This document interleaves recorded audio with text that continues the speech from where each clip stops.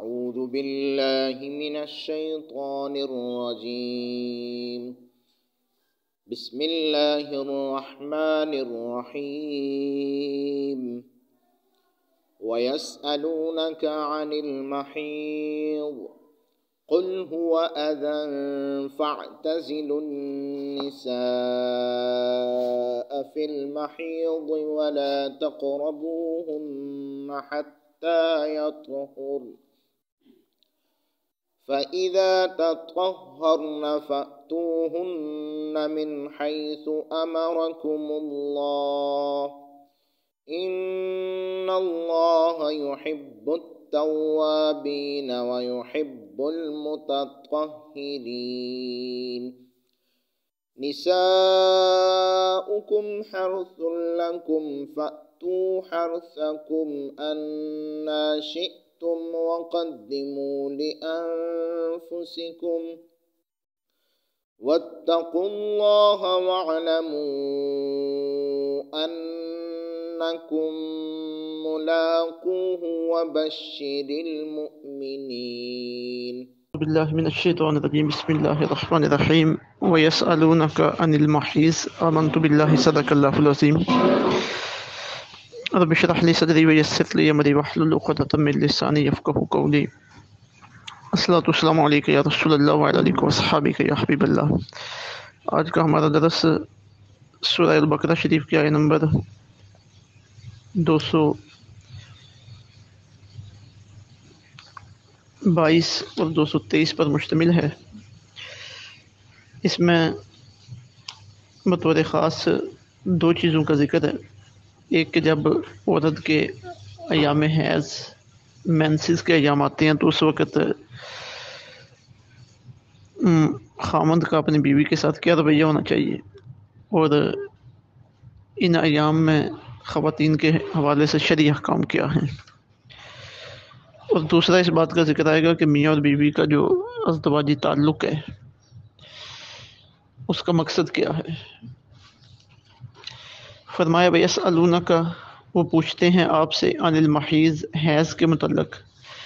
کل آپ فرمائیے ہوا اذن، وہ تکلیف دہ ہے، فاعتزلوا، پس الگ رہا کرو، النساء، عورتوں سے، فی المحیض، حیض کی حالت میں، ولا تقربوہن، اور نہ ان کے نزدیک جایا کرو، حتی یطہرن، یہاں تک کہ وہ پاک ہو جائیں، فاذا تطہرن، پھر جب وہ پاک ہو جائیں، فاتوہن، تو جاؤ ان کے پاس، من حیث امرکم اللہ، جیسے حکم دیا ہے اللہ نے تمہیں، ان اللہ یحب التوابین، بے شک اللہ تعالیٰ دوست رکھتا ہے بہت توبہ کرنے والوں کو، ویحب المتطہرین، اور دوست رکھتا ہے صاف ستھرا رہنے والوں کو۔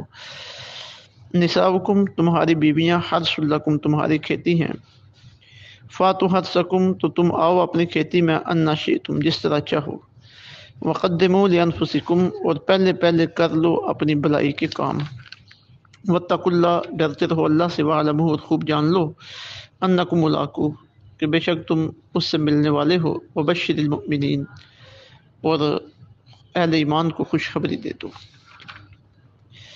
اب یہ جو حیض والی آیت ہے اس کا پس منظر یہ ہے کہ زمانہ جاہلیت میں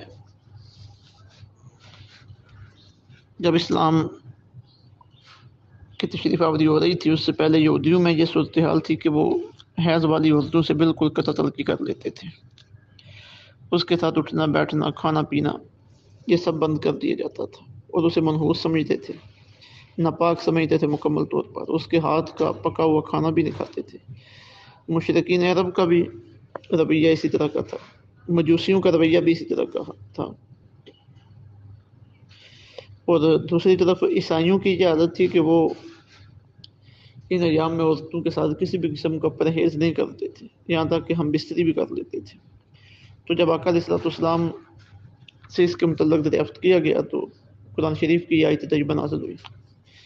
اب اس آیت تجربہ میں کمال یہ ہے کہ نہ افراد ہے نہ تفرید ہے، بلکہ قرآن شریف نے درمیانہ اعتدال والا اور میانہ روی والا راستہ اختیار فرمایا ہے۔ صحبت سے منع کر دیا گیا کہ ان ایام میں میاں بیوی ازدواجی تعلق قائم نہیں کر سکتے، باقی اس کے علاوہ مرد اور عورت ایک دوسرے سے فائدہ اٹھا سکتے ہیں، کوئی بھی کام ہو فائدہ اٹھانے کا۔ عورت باطنی طور پر تو اس کا جسم ناپاک ہے، لیکن جو اس کے کام کرنے کے اعضاء ہیں وہ ظاہراً ناپاک نہیں ہیں۔ وہ کھانا پکا سکتی ہے، اس کے ہاتھ کا پکا ہوا کھانا کھا سکتے ہیں، اسے چھو سکتے ہیں، ازدواجی معاملات کے علاوہ باقی سارے معاملات کر سکتے ہیں۔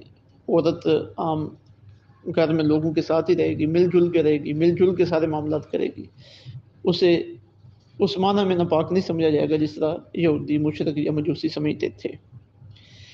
بس ازدواجی تعلق پہ پابندی لگا دی گئی ہے، اور ان دنوں میں ویسے بھی عورت پریشان ہوتی ہے، کمزوری لاحق ہوتی ہے، اور پھر مرد کا ازدواجی تعلق قائم کرنا طبی طور پر بھی نقصان کا سبب ہے، تو اس لیے اس سے منع فرما دیا گیا ہے۔ حضور رحمت عالم صلی اللہ علیہ وسلم کا اپنی ازواج مطہرات کے ساتھ بھی یہی رویہ تھا، اور حدیث شریف میں آقا علیہ الصلوۃ والسلام نے بھی اس کی طرف اشارہ فرمایا ہے۔ سنن ابن ماجہ شریف کی حدیث نمبر 644 میں فرمایا گیا اصنعوا کل شیء الا الجماع، ان ایام میں عورت کے ساتھ عمل زوجیت کے سوا سب کچھ کرو۔ سنن ابو داؤد شریف کی حدیث پاک حدیث نمبر 259 میں آقا علیہ الصلوۃ والسلام کی زوجہ مطہرہ حضرت عائشہ رضی اللہ تعالیٰ عنہا آپ ارشاد فرماتی ہیں کہ میں حالت حیض میں کسی ہڈی کو چوستی، یعنی گوشت کا سالن پکا ہوا ہے وہ ہڈی، میں جہاں پھر وہ رسول اللہ صلی اللہ علیہ وسلم کو دیتی تو آپ اپنا منہ اسی جگہ پہ رکھتے جہاں میں اپنا منہ رکھتی، اور میں پانی پی کر آپ صلی اللہ علیہ وسلم کی خدمت میں پیش کرتی تو آپ بھی اسی جگہ منہ رکھ کر پیتے جہاں سے میں نے منہ رکھ کر پیا ہوتا ہے۔ تو یہ پرانی رسومات کا اور خیالات کا قدر کما کر دیا گیا ہے۔ تو فرمایا وَيَسْأَلُونَكَ عَنِ الْمَحِيضِ، وہ آپ سے حیض کے متعلق پوچھتے ہیں، قُلْ هُوَ أَذًى، آپ فرمائیے وہ تکلیف دہ ہے، فَاعْتَزِلُوا النِّسَاءَ فِي الْمَحِيضِ، بس الگ رہا کرو عورتوں سے حیض کی حالت میں، وَلَا تَقْرَبُوهُنَّ، اور نزدیک نہ جایا کرو ان کے، حَتَّى يَطْهُرْنَ، یہاں تک کہ وہ پاک ہو جائیں۔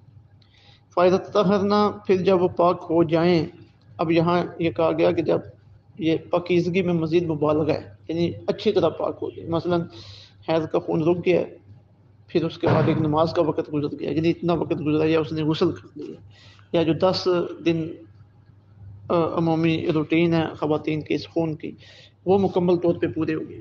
بعض خواتین پہلے بھی پاک ہو جاتی ہیں، 3 دن 4 دن 5 دن اپنی اپنی روٹین ہوتی ہے، تو 10 دن مکمل ہو گئے ہیں، تو پھر اس کے بعد اب آگے معاملات کرنا سارے جائز ہو گئے۔ فَإِذَا تَطَهَّرْنَ، جب وہ خوب پاک ہو جائیں، فَأْتُوهُنَّ، تو آؤ ان کے پاس، مِنْ حَيْثُ أَمَرَكُمُ اللَّهُ، جیسے اللہ نے تمہیں حکم دیا، مطلب کہ شرعی ضابطے میں رہ کر تم جو بھی اپنے معاملات کرنا چاہو کر سکتے ہو۔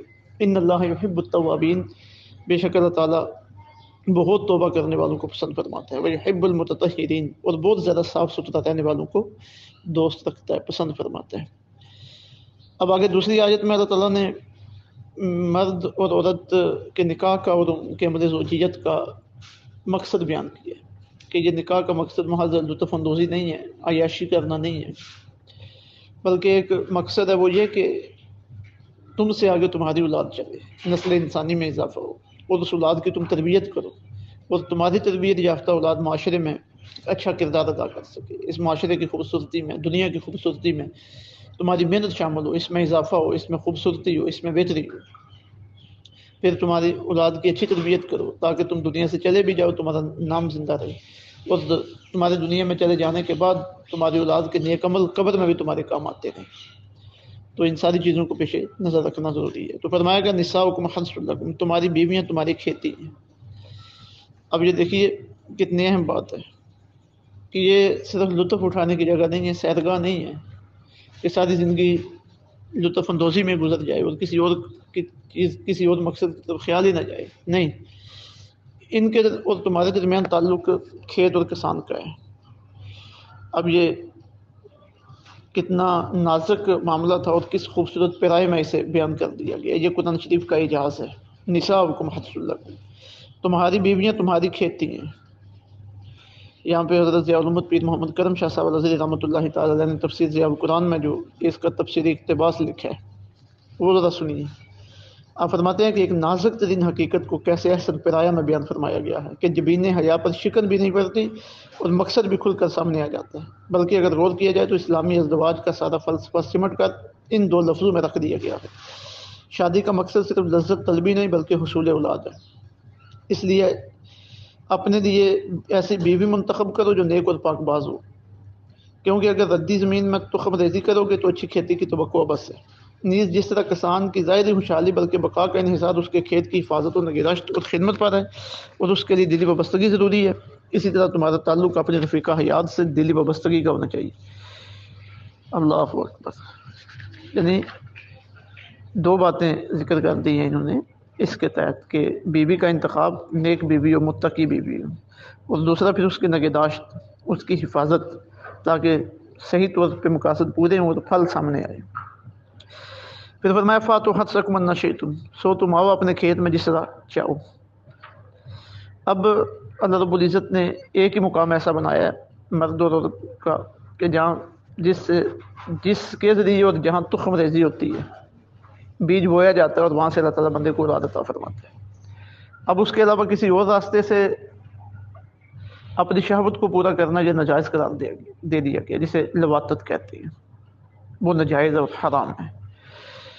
اب جگہ راستہ بتا دیا گیا ہے، اب آگے تم نے جب ازدواجی تعلق قائم کرنا ہے تو کیسے قائم کرنا ہے، کس حالت میں قائم کرنا ہے، یہ تمہاری اپنی ثوابدید ہے، ایک ضابطہ بتا دیا گیا ہے۔ پھر اس کے علاوہ جو قرآن آیات میں حدیث میں جو شرم و حیا کے تقاضے ہیں انہیں پیش نظر رکھ کے یہ بتا دیا گیا، آگے اب تمہاری اپنی مرضی ہے۔ پھر فرمایا وقدموا لانفسکم، اور پہلے کر دو اپنی بھلائی کے کام، مطلب یہ کہ ابھی تمہارے اندر جان ہے، طاقت ہے، تو اپنی اولاد کے لیے محنت کرو، اولاد پیدا ہو، اللہ سے اولاد طلب کرو، اور پھر ان کی تعلیم و تربیت کا اہتمام کرو تاکہ بعد تمہارے مرنے کے بعد تمہارے کام آئے۔ واتقوا اللہ، ڈرتے رہو اللہ سے۔